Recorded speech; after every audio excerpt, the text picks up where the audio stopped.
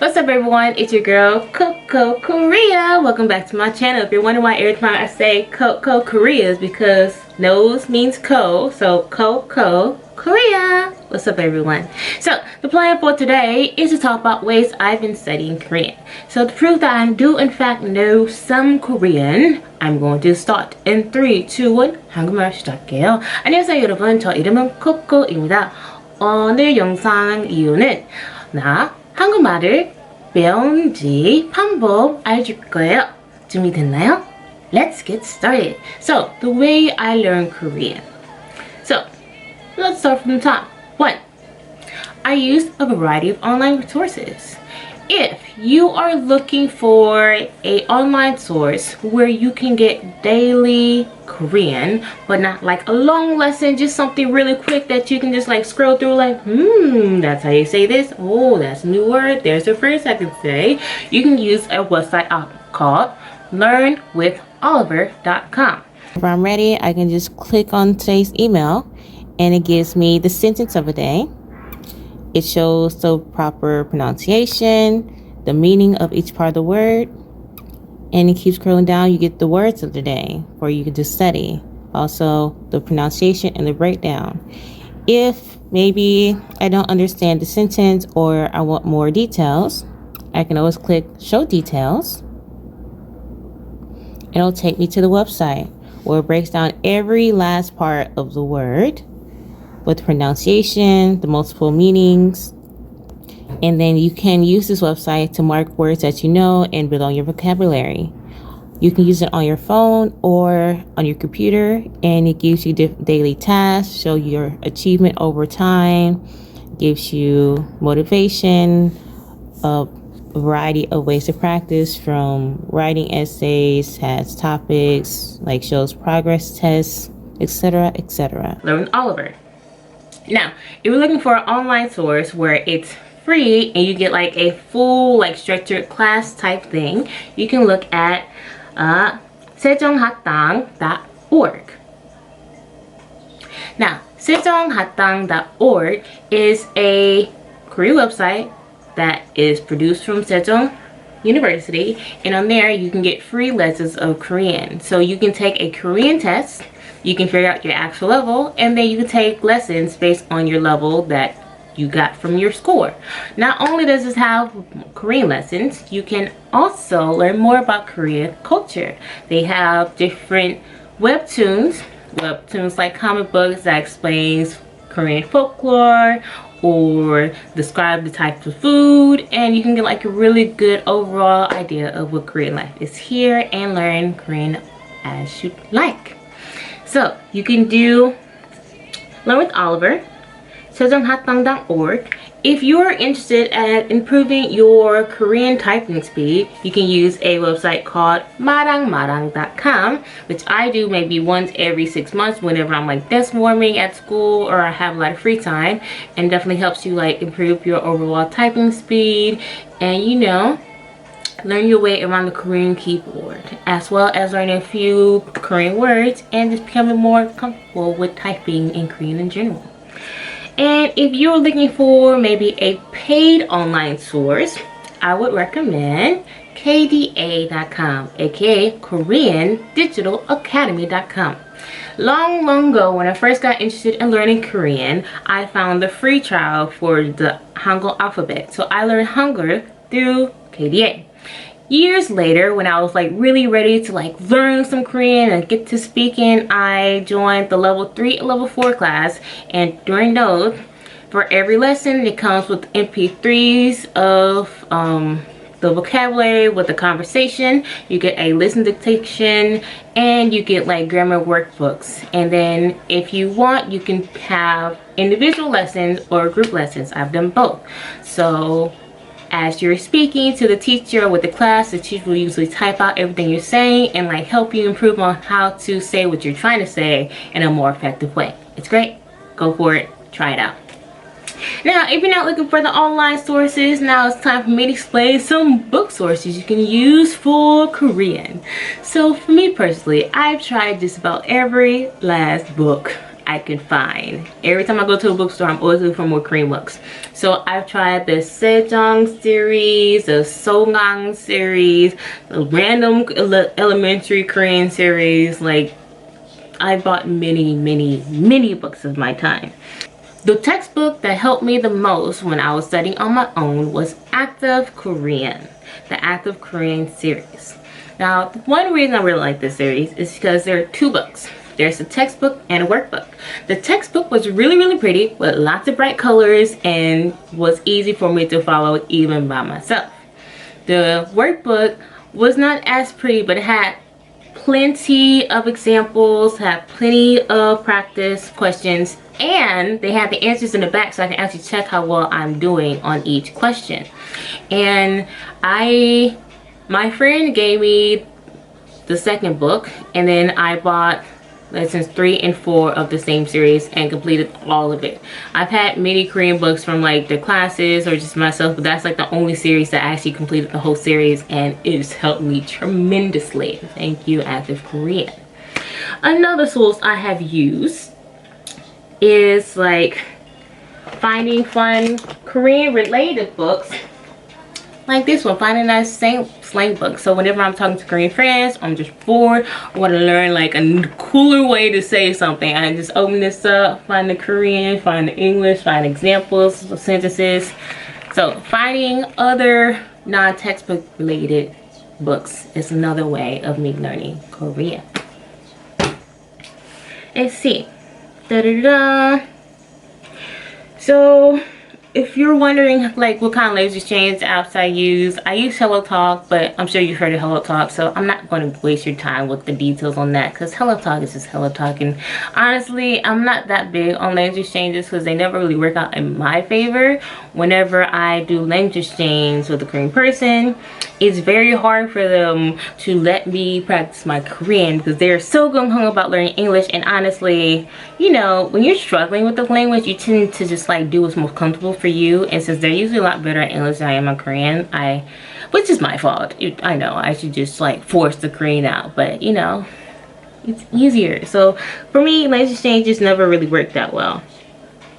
So outside of language exchanges, I do learn quite a lot from YouTube. Thank you, YouTube. On YouTube, I follow YouTubers like World of Dave and Megan Bowen, who, like, as a fellow American, has learned lots of Korean and has gotten like super great at it, which is like great motivation for me. And whenever they speak, they both speak at a level that's really easy for me to understand and just kind of pick up on like their phrases and words. That helps me improve. And especially with Dave, because he does a lot of language comparisons, whenever he like points out a new vocabulary word that I don't know, I'm like, oh, I actually use that, I could use that, I definitely write it down and get lots of practice. But besides watching fellow Americans or other English speakers, I follow a few Korean YouTubers too, where I could just kind of see like real life Korean and like the real life speak. You know, they be talking real fast, and just, oh my gosh, like that. But in Korean. So like, I follow like prank videos because they're really short and sweet, and you can always kind of get the idea of what they're saying whether they have subtitles or not. And then I watch Korean couples too, just because I'm all about the romance and they'll be all cute. So I'm like, oh, you're so cute, I'm gonna watch you because it's adorable. So that's what I do for YouTube. Okay, on my phone, the way I practice with my phone is through gaming apps. There's this one gaming app that I really like called Korean Relay. So with Korean Relay, here's the example of what it looks like. It's the word chain game. So, you know, spell out the word, use the last part of the word, and make a new word. Now, the reason I really like this game is, although it's not great for like actually like picking up a lot of stuff immediately, it's great for me to see how far I've gotten in my Korean abilities. So with that game, when I first started playing it like 3 years ago, like I would die immediately. Absolutely immediately. I can never figure out a word that went with anything. If I got lucky, I maybe got like one word in it before I died. And now, as you saw in this example, I actually got like, I can actually level up. There's like different levels like that.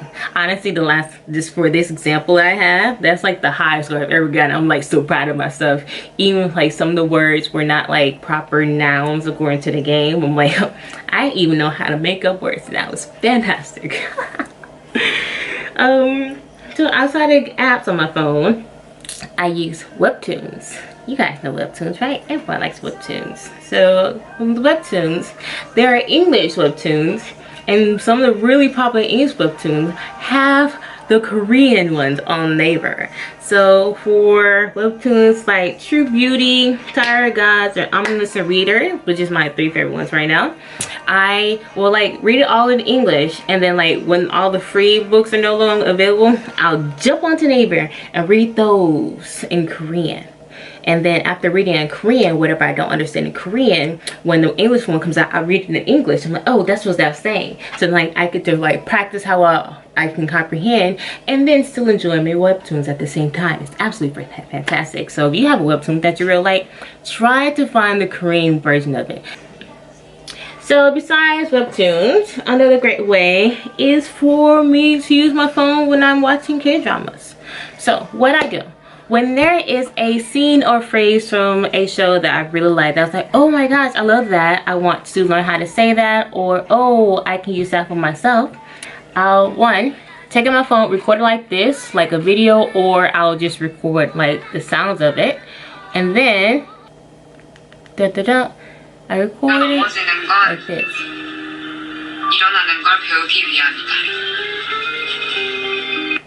So I'll record like that, right?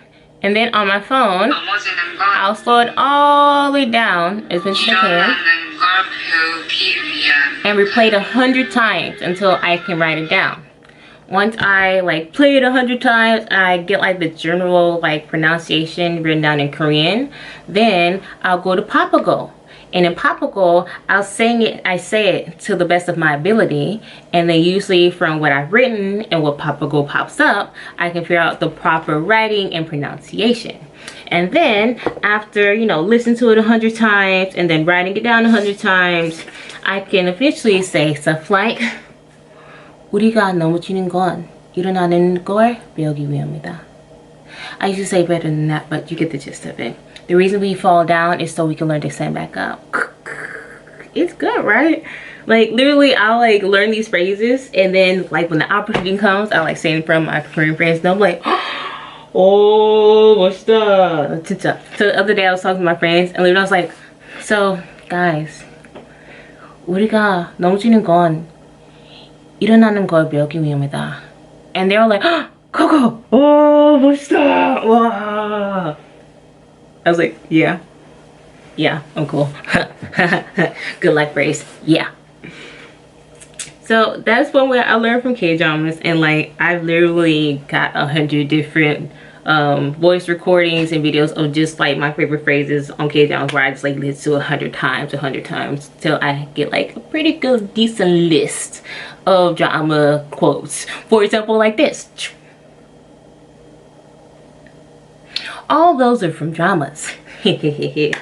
And if I'm like trying to test my overall Korean, or just kind of want to like sit back, relax, and just enjoy something but still gain from it, I'll even watch kid shows like Tayo the Bus.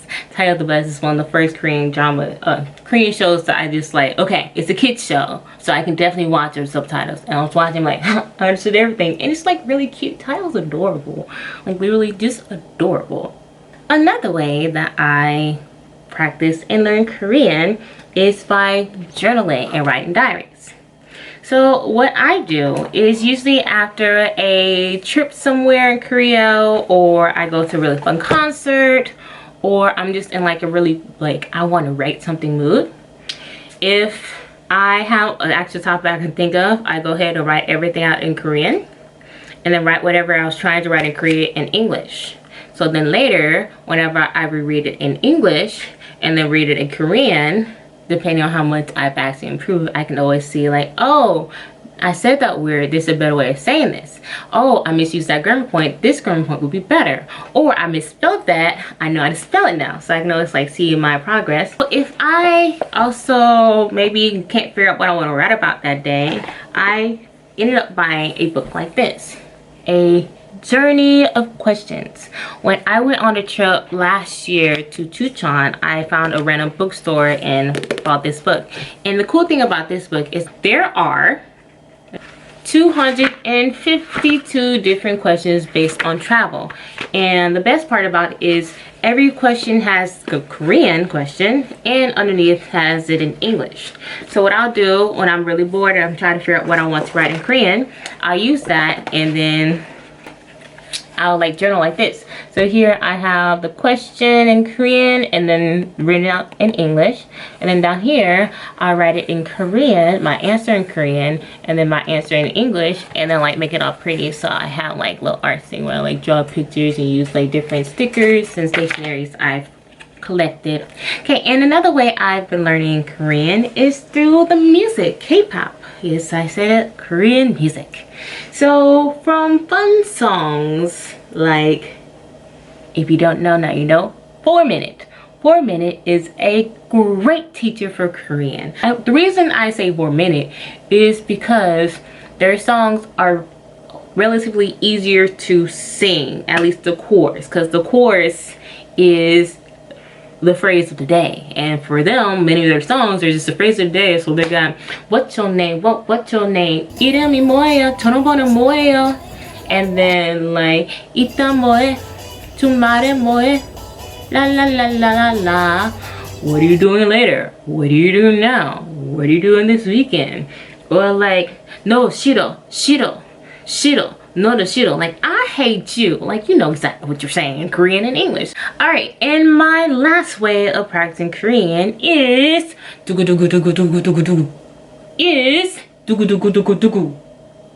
talk to myself. Yes, I talk to myself a lot in Korean, of course. Or if I say something in English, I'm like, oh, how would I say that in Korean? 나 뭔가 영어로 했을 때 한국말을 어떻게 해봤는지 많이 생각해요. Or if I'm, you know how people like be in the shower and they have like a very long dramatic scene like they're in the Oscars. I do that, but in Korean. So if I'm just like, 야, 그거 뭐야? 죽었어요? 중하긴 그냥 자요. 안 죽어서. 아니 중시 안 해요. 나 안 했어. 그래서 죽었지. 안 죽었어. I don't know what that scene was about. I just get determined to say stuff in Korean whether I make sense or not. That's a few ways I've been practicing Korean. Maybe because my ways are kind of like all over the place, it might not be that efficient, but by me having a variety of ways to study, I have a variety of ways to like review and slowly build my word recognition, figure out more patterns based on things I've studied or haven't studied, and overall I think it's helped me greatly in my Korean journey. Okay, I don't know if that was helpful, but I hope I gave you some more ideas how you can learn, how you can improve your learning process, or if you want to share great ways that you've been learning or ideas that you've come across or websites, I would love to hear about them in the comments. Thank you so much for joining me. Like if you want, subscribe if you want, do what you want because it's your life. Once again, thank you. This is Coco Korea and I'm out. Bye.